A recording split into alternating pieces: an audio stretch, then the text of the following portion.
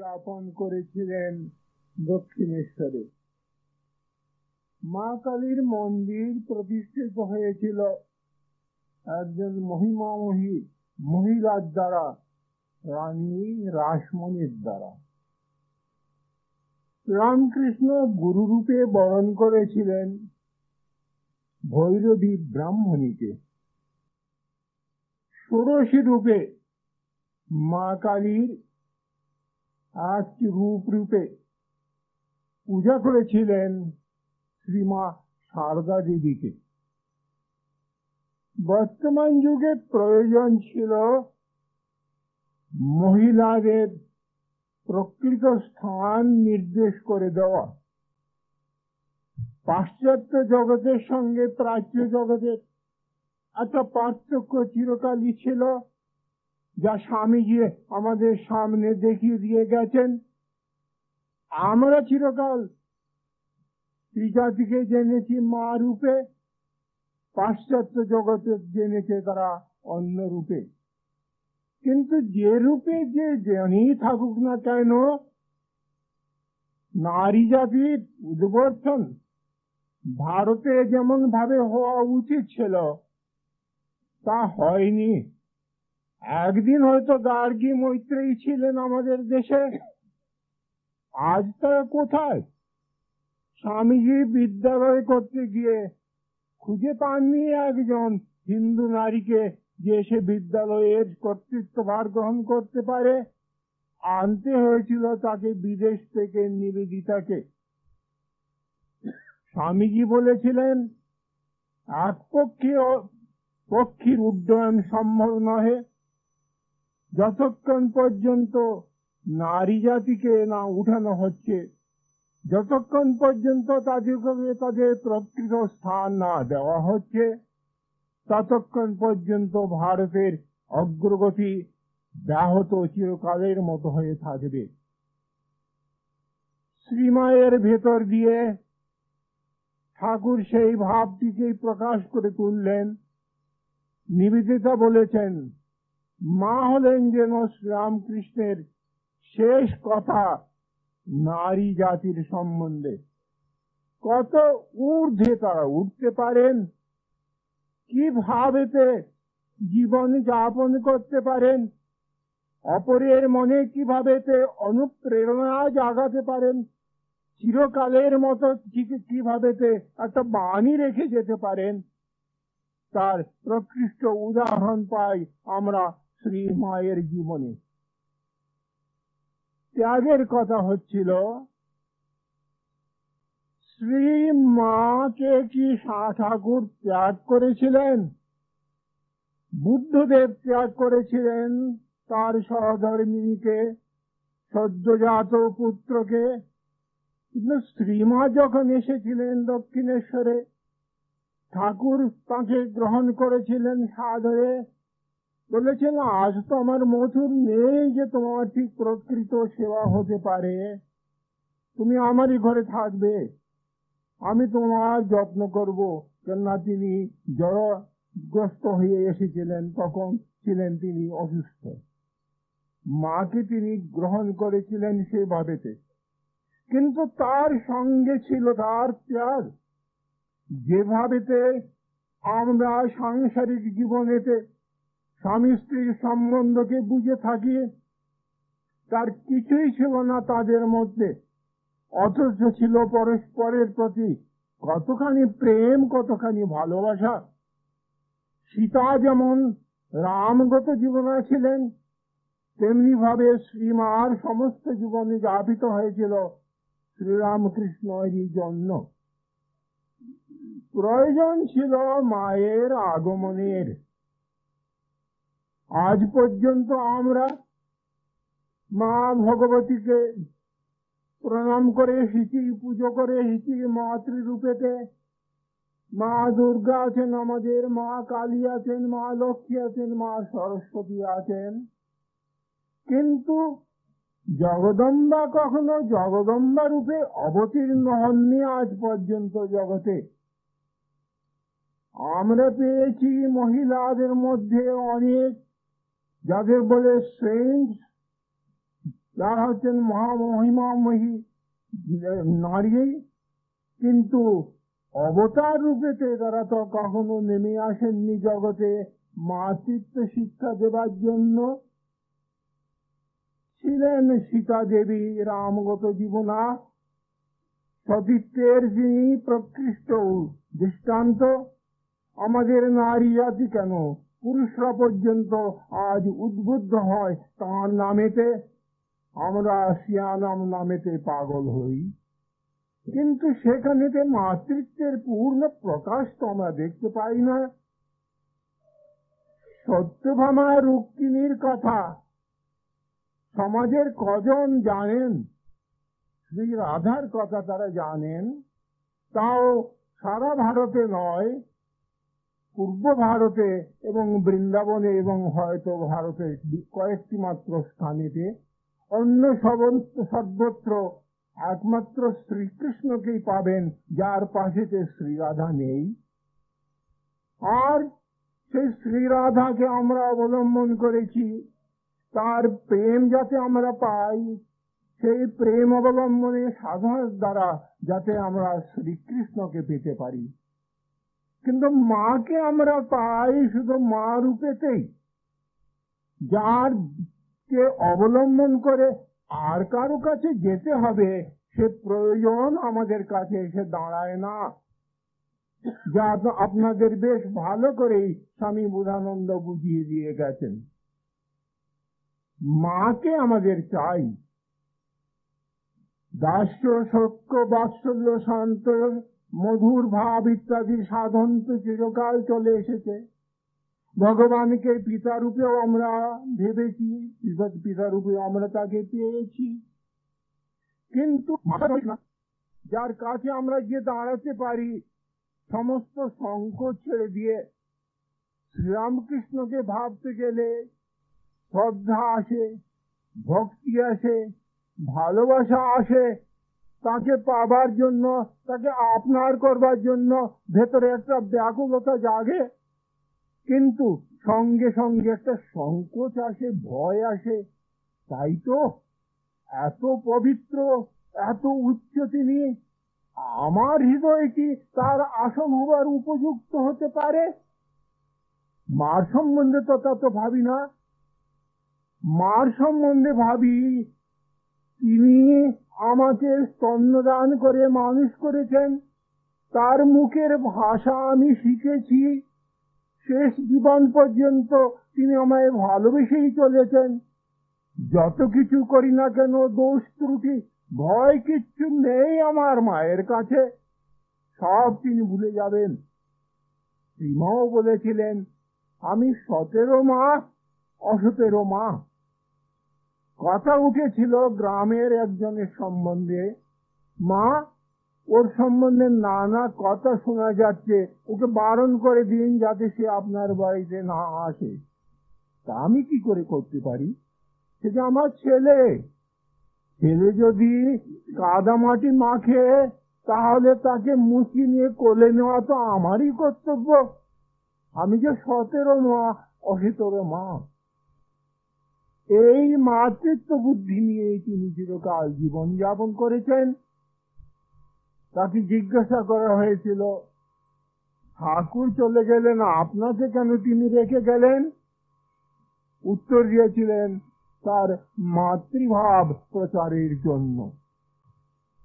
ঠাকুরের মাতৃভাব, কখনো তিনি নারী জাতিকে অন্যভাবে তিনি দেখেননি, মা ভাবে তিনি তাদের দেখেছেন। তিনি চেয়েছিলেন এমন একটি ছেলে আমার কাছে থাকুক সাত্বিক ভাবে, যার সঙ্গে আমি ভগবানের সম্বন্ধে আলোচনা করতে পারি। হঠাৎ একদিন দেখলেন মা কালী তার কোলেতে একটি ছোট্ট ছেলেকে রেখে দিয়ে গেছেন। আজকে উঠলেন, ছেলে আমার ছেলে? মা কালী বুঝিয়ে দিলেন, না, এ শারীরিক অর্থেতে নয়, তোমার মানস পুত্র। এই ছিল ঠাকুরের ভাব। সকলকে তিনি মা রূপেতে দেখতেন। সেই মাতৃভাব জাগাতে হবে সমস্ত ভারতে নয়, সমস্ত জগতে, তারই জন্য মায়ের আগমন। কিভাবে সেটা প্রকাশিত হয়েছিল আপনারা জানেন, তবু আজ বুঝে নেবার জন্য দু চারটি ঘটনা মাত্র আমরা আলোচনা করব। একটি সুন্দর ঘটনা আপনারা শুনেছেন স্বামী বুধানন্দের মুখেতে। আরেকটি ঘটনা শুনুন। ঠাকুরের খাবার তৈরি হয়ে গেছে, নিয়ে আসছেন মা হাতে করে ঠাকুরকে পরিবেশন করবেন বলে। অমনি একজন মহিলা এসে বললেন, মা থালাখানি আমার হাতে দিন, আমি ঠাকুরের সামনে নিয়ে সেটাকে পরিবেশন করব। মা অমনি থালা তুলে দিলেন তার হাতে। ঠাকুর হাত তুলে চুপ করে বসে আছেন। মহিলাটি থালা রেখে বাইরে বেরিয়ে চলে গেছেন। ঠাকুর বললেন, মাকে তুমি জানো না একে? এর হাত দিয়ে তুমি থালা পাঠালে, এ অন্ন আমি কি করে গ্রহণ করব? বললেন, আজ তো খাও, পরে দেখা যাবে। বলো তুমি আর কখনো এমন করবে না? তা কিন্তু আমি বলতে পারবো না। মা বলে যদি কেউ আমার কাছে এসে কিছু চায়, আমি তাকে তখনই তা দিতে বাধ্য, আমি দেবো। আজ খেয়ে নাও। ঠাকুর যে অবনতি স্বীকার করতে হলো সে মাতৃত্বের অধিকারের উপর কাছে মেনে নিতে হলো মায়ের কথা। ডাকাত আমজেদ ডাকাতি বড় করে বেড়ায় চারদিকে। মায়ের কাছে সে এলো, মা তাকে গ্রহণ করলেন সন্তান রূপে। পরিবেশন করছেন আরেকজন এসে নলিনী দিদি, ব্রাহ্মণের কুলে যা সংযতা মেয়ে, জানেন তিনি ওকে ছুটে নেই, দূর থেকে ছুড়ে ছুড়ে দিচ্ছেন। মা তার থেকে থালাখানি কেড়ে নিয়ে বলছেন, অমন করে দিলে কি মানুষের আনন্দ হয় ও পেট ভরে? তুমি আমার হাতে দাও। তিনি নিজের হাতে তাকে দিলেন, বললেন, শরৎ যেমন আমার ছেলে, আমজদ তেমনি আমার ছেলে। শরৎ স্বামী শারদানন্দ, যিনি নাকি শ্রীরামকৃষ্ণ মঠ এবং মিশনের সম্পাদক বা গড়ে তুলেছিলেন, যিনি রামকৃষ্ণ মঠ এবং মিশনকে তার সমস্ত নিজ হাতে যিনি ধরে রেখেছিলেন, সংঘকে, সমস্ত সংঘকে, যিনি শ্রী মায়ের সংসারের সমস্ত ব্যয়ভার বহন করতেন, যার জন্য তিনি ঋণ করে বাড়ি তৈরি করেছিলেন, যার ধ্যান চিন্তা সমস্ত ছিল শ্রী মায়ের সম্বন্ধে, সেই স্বামী শারদানন্দ আর সাধারণ একটি ডাকাত, যার ভয়ে লোক পালায়, যার নাম কেউ করতে চায় না, যাকে কাছে আসতে কেউ দেয় না, সেই আমজদ এবং স্বামী শারদানন্দ হলেন এক মায়ের কাছে।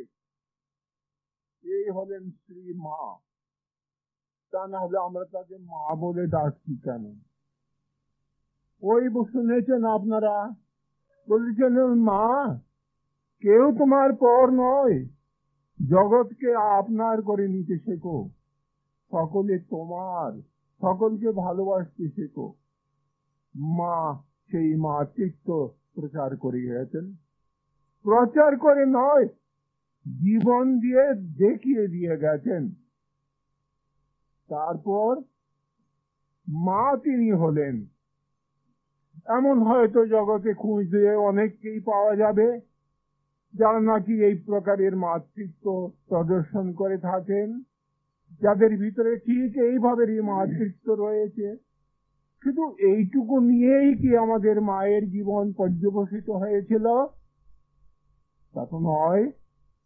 শ্রীরামকৃষ্ণ বলেছিলেন, সরস্বতী জ্ঞান দিতে এসেছে। সারদা সরস্বতী জ্ঞান দিতে এসেছে? পাড়াগাঁয়ের মেয়ে, লেখাপড়া কিচ্ছু জানেন না। তখনকার দিনে না এখনকার দিনেরও লন্ঠন থেকে চিমনি বের করে কি করে পরিষ্কার করতে হয় তা ছিল তার কাছে একটা মহা মুশকিল, একটা মহা সমস্যার ব্যাপার। বলতেন, অমুক বাড়ির যে বউ এসেছে সে ঘড়িতে চাবি দিতে জানে। ঠাকুর গণিতকে ভয় পেতেন, শুভঙ্করীতে তার মাথা ঝিমঝিম করত, আর আমাদের মা যন্ত্রশিল্পের কাছেতে ভয়ে পালাতেন। এই মায়ের কাছেতে আমরা কি শিক্ষা পেতে পারি, কি তিনি জানাতে পারেন? তখন ভাবি, তাই তো, তারও তো একটা মন ছিল। ওই যে গোলাপের মা বললেন কি, গোপালের মা, গোলাপ মা বললেন, রাধুর বয়স হয়েছে, আপনি তাকে পাঠাচ্ছেন মিশনারি স্কুলেতে পড়বার জন্য, ওটা বন্ধ করে দেওয়া উচিত। কেননা ও বয়স হয়েছে, বিবাহ হয়ে গেছে, স্কুলে যাবে, এ আবার কেমন করে কথা? মা বললেন, না গো, তুমি বুঝতে পারছো না, ওর বিয়ে হয়েছে পাড়াগাঁয়েতে, ও যদি লেখাপড়া একটু শেখে তাহলে পরে ওখানে গিয়ে লোকদের শেখাতে পারবে, তাদের উপকার হবে। প্রগতিশীল মনের কথা আমরা বলি, এই মায়ের ভেতরে তো এই ভাবটুকু এলো কি করে? আরেকটা দৃষ্টান্ত জানি, যা স্বামী বুধানন্দ বলে গেছেন, আমি তারই আবার পুনরাবৃত্তি করছি। নিবেদিতাকে নিয়ে এসেছেন স্বামীজি, মহাভাবনা, তাকে কোথায় রাখেন? নিবেদিতা চান ভারতে থেকে ভারতবাসীর মতো জীবন যাপন করতে শিখে নিতে, তাদের মতো আপনার হয়ে যেতে, তা না হলে পরস্পরের ভিতর ঠিক আদান প্রদান তো হবে না। যদি প্রেম না হয় তাহলে পরে আদান প্রদানটা তো হবে কি করে? তাহলে রাখবেন কোথায় তাকে? ভেবে চিনতে ভাবলেন, একবার মাকে বলেই দেখি না কেন। শুনেছেন, মা তাকে সাদরে গ্রহণ করেছিলেন, তাকে আলিঙ্গন করে বলেছিলেন, তুমি এখানে থাকবে, তোমার ব্যবস্থা হয়ে যাবে। ব্রাহ্মণের মেয়ে, যাকে সমাজ মাঠে আমি তাকে দীক্ষা দেবো, দিলেন তাকে দীক্ষা। সিন্ধুবালা বলে একজন মহিলাকে ভ্রমে পুলিশ একজনকে ধরতে গিয়ে আরেকজনকে ধরেছিল, তার তখন সন্তান সম্ভবা, তাকে হাঁটিয়ে নেওয়া হয়েছে। শুনে মা অত্যন্ত দুঃখিত হয়ে বলেছিলেন, এটা কি কোম্পানির আদেশ না রাজকর্মচারীর ভাড়া বাড়ি? যদি কোম্পানির এটা আদেশ হয় তাহলে এদের সময় হয়ে এসেছে। আর বলেছিলেন, এরা যাবে কবে গো?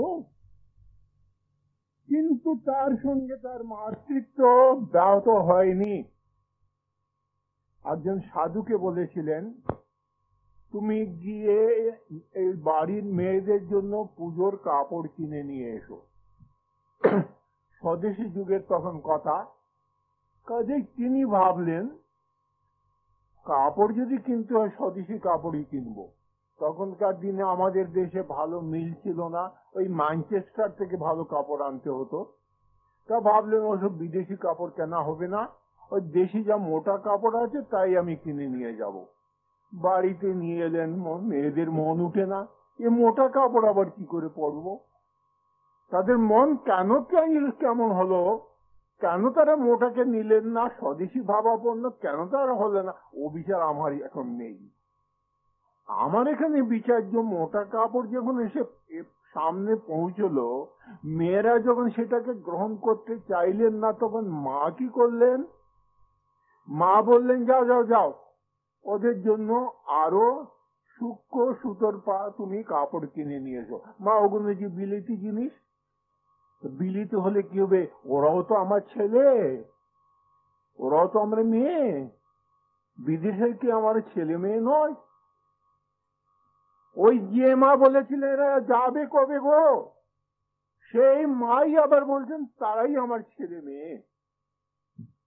এই হচ্ছে তার মাতৃত্ব। বুদ্ধির কথা বলছিলাম না, সাধারণ স্তরের বুদ্ধির কথা বলেছি, আর একটু উচ্চ স্তরেতে উঠুন। একজন তাকে প্রশ্ন করলেন, মা, স্বামীজি বলেছেন ঠাকুর সমন্বয়ের বার্তা প্রচার করে গেছেন। এটা সম্বন্ধে আপনি কি বলতে চান? উত্তর দিলেন, সমন্বয় খুব ভালো জিনিস, সুন্দর জিনিস, কিন্তু ঠাকুর মতলব করে কিছু করেননি। এটা ফিলসফি নয়, এটা দর্শন নয়। হেগেল বলে গেছেন এই, কান্ট বলে গেছেন এই, শোপেনহাওয়ার বলে গেছে এই, তিনটাকে মিলালুম, চারটাকে মিলালুম, নিজের বুদ্ধি খাটালুম, একটা নতুন মত চালিয়ে দিলুম, আমি একজন বড় দার্শনিক হয়ে গেলুম। ঠাকুর তো সেভাবে দার্শনিক হননি। মা তাকে যেমন চালিয়েছেন তেমনি তিনি চলেছেন। তার সাধনার দ্বারা তিনি যেটা সত্যকে লাভ করেছেন সেটাকে তিনি জানিয়ে দিয়ে গেছেন। আর মা বললেন, তাকে তার যদি নিজস্ব কিছু জিনিস হয় সেটা হচ্ছে ত্যাগ, সন্ন্যাস, সর্বস্ব ছেড়ে দেওয়া, কাম কাঞ্চন ইত্যাদি যা কিছু, আমার কিচ্ছু নেই। শঙ্করাচার্য সন্ন্যাসের মানে করেছেন জ্ঞান। আমরা উপরের একটা জিনিসকে যখন পাই তখন নিচেরটা আপনার থেকে সরে যায়। বাড়ির ছাদে যখন উঠতে যাই নিচের ধাপটা ছেড়ে তবে তো উপরের ধাপে পা দিতে হবে। উপরের ধাপে যখন পা দিলাম নিচেরটা আপনার থেকে সরে গেল। সুতরাং ত্যাগের মানে দাঁড়িয়ে গেল জ্ঞান। একটা পজিটিভ জিনিস পাওয়া, একটা ইতিমূলক জিনিসকে পাওয়া, তাহলে পরে নেতিটা আপনার থেকে সরে যায়। ঠাকুর সেই ইতির পথেতেই চলেছিলেন, জ্ঞানের পথেতেই চলেছিলেন। সেইটাই ছিল তার নিজস্ব পথ, চলার পথ। আর যা কিছু করেছেন সব মা তাকে দিয়ে করিয়ে নিয়েছেন। মা ছিলেন তো বললেন কি, কথার কথা শুধু আপনি বলে যাচ্ছেন। মনে পড়ে মজার গল্প পড়েছিলাম সেদিন, মা আমাকে একজন পড়ে শুনিয়েছিল। জনকয়েক ছেলে মিলে খুব হট্টগোল করছে। পাশ দিয়ে একজন পাদ্রী যাচ্ছেন, বললেন কি হচ্ছে তোমাদের? না মশাই, আমরা কম্পিটিশন করছি কে সবচেয়ে বড় মিথ্যা কথা বলতে পারে। যে সবচেয়ে বড় মিথ্যা কথা বলতে পারবে তাকে আমরা প্রাইজ দেব। মিথ্যা কথা নিয়ে প্রাইজ? না না না না না না, ও তোমরা মিথ্যা কথা বলো না, মিথ্যা কথা অতি জঘন্য জিনিস। আমি ছেলেবেলার থেকে কখনো মিথ্যা কথা বলিনি। বললেন পাদ্রী, ছেলেরা ফার্স্ট প্রাইজ আপনার। যে কথার কথা তো নয়, ও ছেলে মানুষও বুঝতে পারে কথার কথা। প্রাণ থেকে যেটা বেরুবে, যেটা নাকি নিজের উপলব্ধ জিনিস, সেটাকে মানুষ বুঝে যে এই ঠিক বলেছেন, এই হচ্ছে ঠিক কথা। মার সাধনার কথা ভেবে দেখুন। বলেছেন ভোর থেকে উঠে সন্ধ্যা পর্যন্ত রাত আমি একবার ঘর থেকে বেরোতে পারতাম না। যদি একবার বেরোতে পারতাম ভাবতাম মানুষকে বাইরে যেতে হয়তো, কিন্তু একটিবার তিনি বেরোতে পারতেন না। পাছে লোকে তাকে দেখতে পায়, পাছে কেউ মনে করে যে এখানেতে একজন এরকম আছেন ওর স্ত্রী রূপেতে, পাছে ঠাকুরের সম্বন্ধে লোকের ভুল ধারণা হয়। সারাদিন ঠাকুরের কথা চিন্তা করছেন, সারাদিন ঠাকুরের কাজ করে যাচ্ছেন। তার ভেতরে বলছেন আমি লক্ষ্য জপ করেছি। কথাটা সেদিন পর্যন্ত, বোধহয় সপ্তাহ খানেক মাস খানেক পর্যন্ত আমি কিছুতেই বুঝে উঠতে পারছিলাম না যে একজন লোক অত কাজ করে লক্ষ্য জপ কি করে করতে পারে। তার সমাধান হালে পেয়েছি এই যে মালা নিয়ে যদি জপ করতে যান তা ঘন্টায় 4000 না হয় 5000 করতে পারেন। কিন্তু স্বামী বিরজানন্দজি, যিনি নাকি ছিলেন আমাদের এক সময়তে প্রেসিডেন্ট, তিনি বলে গেছেন মনে মনে জপ মালা জপের চেয়ে অনেক তাড়াতাড়ি চলে। জপে মালা দিয়ে যদি তুমি ঘন্টায় 4000 জপ করতে পারো, 5000 করতে পারো, মনে মনে ততক্ষণে 10,000 জপ হয়ে যাবে। মায়ের জপ চলেছিল মনে মনে মালায় সব প্রকারেতে। ঠাকুরের কথা তো তিনি সব সময় ভেবে চলেছিলেন। আর মন্ত্রখানি কতখানি লম্বা কতখানি ছোট তার উপরে তো নির্ভর করে। সুতরাং আজ আমি বিশ্বাস করি, জানে কি 1 মাস আগে পর্যন্ত আমার কাছে সমস্যা ছিল, মনকে বুঝিয়েছিলাম লোকে কথায় কথায় বলে আমার লাখো টাকা আছে, আমি লাখো লোককে মেরে ফেলতে পারি। একটা লাখ একটা কথার কথা। মাও তেমনি বলেছিলেন আমি লাখো জপ করেছি। আজ বিশ্বাস করি তিনি লক্ষ কেন তার চেয়েও বেশি জপ করেছিলেন। তিনি পঞ্চতপা করেছিলেন। চারদিকে ঘুঁটের আগুন জ্বলছে, উপরেতে সূর্য, প্রখর সূর্য, সকাল থেকে সন্ধ্যা পর্যন্ত সেখানে বসে পুরুষ চরণ চলেছে। পঞ্চতপা তিনি করেছিলেন। তিনি বলতেন আমার ভাব হয় না, কিন্তু যোগিনমা একদিন এসে দেখলেন ঠাকুরের ছবির সামনে বসে মা পুজোতে বসেছেন, কখনো হাসছেন কখনো কাঁদছেন, ভাবে বিভোর হয়ে যাচ্ছেন। সব দেখে গেলেন, পরে বললেন মা তবে না তুমি বলো তোমার ভাব হয় না। এই ঠাকুরের পুজো তিনি প্রথমে আরম্ভ করেছিলেন। তার বুদ্ধিমত্তা। একজন বললেন মা এত জপ ধ্যান করলুম কিন্তু কিছু লাভ তো হয়েছে বলে বোধ করছি না। এটা তোমার অহংকার। তুমি যে ভাবছো যে তুমি ধ্যান জপ করে একটা পাবে, একটা বড় কিছু হয়ে গেছো, 10 জনের কাছে জাহির করবে, জানাবে, এ তোমার অহংকার। ধ্যান করা, ভগবানকে ডাকা, তুমি সন্ন্যাসী হয়েছো, তোমার কর্তব্য তুমি করে যাবে। ভগবানের যেদিন ইচ্ছা হবে সেদিন তিনি তোমার দর্শন দেবেন কি না দেবেন তিনি জানেন, সেটা তার কাজ। তোমার কাজ তাকে ডেকে যাওয়া। এই ছিল মায়ের দৃষ্টিভঙ্গি। বলেছিলেন আমার ছেলেরা এধার ওধার ঘুরে বেড়াচ্ছে, মনেতে দুঃখ হলো ঠাকুর তুমি এলে 2 দিন এদের নিয়ে নাচলে গাইলে তারপরে চলে গেলে, অমনি সব শেষ হয়ে গেল, তাহলে তোমার এত দুঃখ করে আসা কেন? এর মাহাত্ম্যের কি কোনো মানে নেই? বললেন আমি প্রার্থনা করেছিলাম ঠাকুরের কাছে এদের যাতে মোটা ভাত কাপড়ের ব্যবস্থা হয়, মাথা গুজবার যাতে স্থান হয়, তারপরেতে এই মঠ মিশন সব তৈরি হয়েছে। তিনি জেনেছিলেন ঠাকুর একটা নূতন ভাবধারা নিয়ে এসেছেন, যা জগতের জন্য একান্ত প্রয়োজন, যাকে বাঁচিয়ে রাখা দরকার, যার জন্য সংঘ প্রতিষ্ঠিত হওয়া প্রয়োজন, যার জন্য মঠ থাকা প্রয়োজন।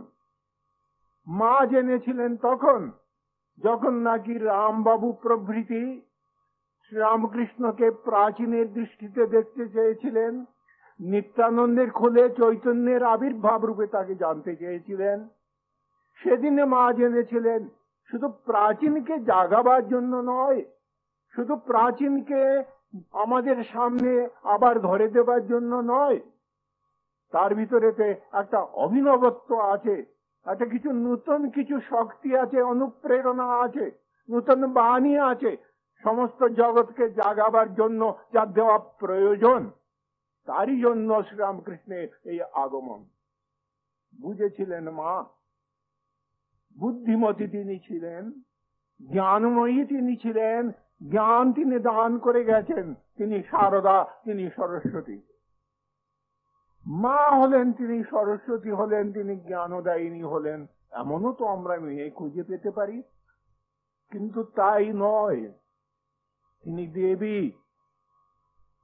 ডাকাত এসেছিল তাকে খুন করতে বা কেড়ে করে সব নিয়ে যেতে লাঠি কাঁধে করে। এসে দেখলে কি সম্মুখে মা কালী দাঁড়িয়ে আছেন। শ্রীমাকে দেখেছিল সে মা কালী রূপেতে, দেবী রূপেতে। পুজো গ্রহণ করেছিলেন তিনি শ্রীরামকৃষ্ণের। প্রশ্ন করেছিলেন লক্ষ্মী দিদি তাকে, মা তোমাকে ঠাকুর কাপড় পরিয়ে দিলেন, তোমার পাদ পূজা করলেন, সামনে বসালেন, এত কিছু কাণ্ড করলেন, তোমার কোনো সংকোচ হয়নি, লজ্জা হয়নি? আমি তখন আমাতে ছিলামই না, কি হচ্ছে না হচ্ছে আমি জানি না। সমাধিস্থা তখন তিনি। পূজক এবং যাকে পূজা করা হচ্ছে দেবী, দুজনেই তখন কোন ঊর্ধ্বস্তরে উঠে গেছেন, যার কল্পনা মাত্র আমরা করতে পারি না, সেই স্তরেতে প্রতিষ্ঠিতা হয়েছিলেন মা, পুজো গ্রহণ করেছিলেন দেবী রূপে। কার? তিনি তখনই অবতার রূপে গৃহীত হয়ে গেছেন। ভৈরবী ব্রাহ্মণী ইত্যাদি, পদ্মলোচন এবং অন্যান্য সমস্ত পণ্ডিতরা ছিলেন, সভা হয়েছে, সিদ্ধান্ত করে দিয়ে গেছেন ইনি হচ্ছেন অবতার। সেই অবতারের পুজো গ্রহণ করে বিন্দু মাত্র অহংকার যার হয়নি, সমস্ত গ্রহণ করে যিনি হজম করতে পেরেছিলেন, এমন যে মা, তিনি তো সাধারণ লোক ছিলেন না, তিনি ছিলেন দেবী। মা কালী রূপে তিনি ডাকাতকে দর্শন দিয়েছিলেন। আরো কত কথা আছে তার বলবার, কত কথা আছে বুঝবার। আপনারা জানেন, আপনারা পড়বেন। রাত্রি অনেক হতে চললো, বক্তৃতা অনেকক্ষণ চলেছে, আমি আপনাদের আর বাড়িয়ে অনেকক্ষণ বসিয়ে রাখতে চাই না। আপনারা জানবেন, এই যে নবযুগ আরম্ভ হয়েছে শ্রীরামকৃষ্ণ শ্রীমা স্বামী বিবেকানন্দের দ্বারা, এই নবযুগেতে আরো কত কত পরিবর্তন আসবে, হয়তো আমরা দেখবো না, আপনারা অনেকেই হয়তো দেখবেন। জগতে সে পরিবর্তন আরম্ভ হয়ে গেছে। মহাপুরুষ স্বামী শিবানন্দজি বলেছিলেন, ঠাকুর এবারেতে এসেছেন জগতের কুলকুণ্ডলিনীকে জাগিয়ে। আমাদের প্রত্যেকের মানুষের ভেতরেতে কুলকুণ্ডলিনী জড়িয়ে আছেন সাপের মতো, তাকে জাগাতে হয়। তিনি জাগ্রত হলে আমাদের চৈতন্য উদ্বোধিত হয়, মানুষ মনুষ্যত্বে পরিণত হয়, দেবত্বে পরিণত হয়। সমস্ত সংসারেরও তেমনি যেন একটা কুণ্ডলিনী শক্তি আছে, সেই কুণ্ডলিনী শক্তিকে জাগিয়ে দিয়েছেন ঠাকুর যখন তিনি অবতীর্ণ হয়েছিলেন। আজ যুদ্ধের পথ ছাড়বার পথ আমরা খুঁজে বেড়াচ্ছি, লড়াইয়ের পথও খুঁজে বেড়াচ্ছি, সঙ্গে সঙ্গে ঠিকই বটে। লড়াই চলেছে, আজ কোন পথে জগতে যাবে, সেই যুদ্ধকেই কি বহাল রাখবে, অথবা মানুষে মানুষে ভ্রাতৃত্ব স্থাপন করে প্রত্যেকের মতকে সম্মান দিয়ে তাকে মেনে নিয়ে, স্বামীজি যেমন বলেছিলেন, আমরা শুধু টলারেট করি না, উই অ্যাকসেপ্ট। আমরা যে শুধু পরমতকে একটা অনুকম্পা করে বলি যে হ্যাঁ তোমার মতো ঠিক বটে, আমারও মতো ঠিক বটে, তা নয়। গঙ্গা তীর মেয়ে গঙ্গা দাস, যমুনা তীর মেয়ে যমুনা দাস, আমাকে একজন বলেছিল। আপনারা কিরকম মত বিশ্বাস করেন মশাই? আমরা সব মত সত্যি বলে মানি। হ্যাঁ হ্যাঁ ঠিক সমঝলু, হ্যাঁ গঙ্গা তীর মেয়ে গঙ্গা দাস, যমুনা তীর মেয়ে যমুনা দাস। এ তো তা নয়।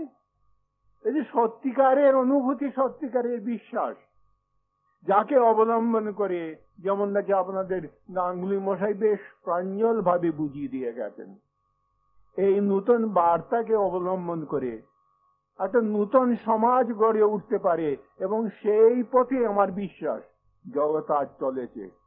জগতের কুণ্ডলিনী শক্তিকে জাগিয়ে দিয়ে শ্রীরামকৃষ্ণ আজ এসেছেন। শ্রীমা সেই বার্তাই প্রচার করেছেন, স্বামীজিও সেই বার্তাকেই রূপ দিয়েছেন।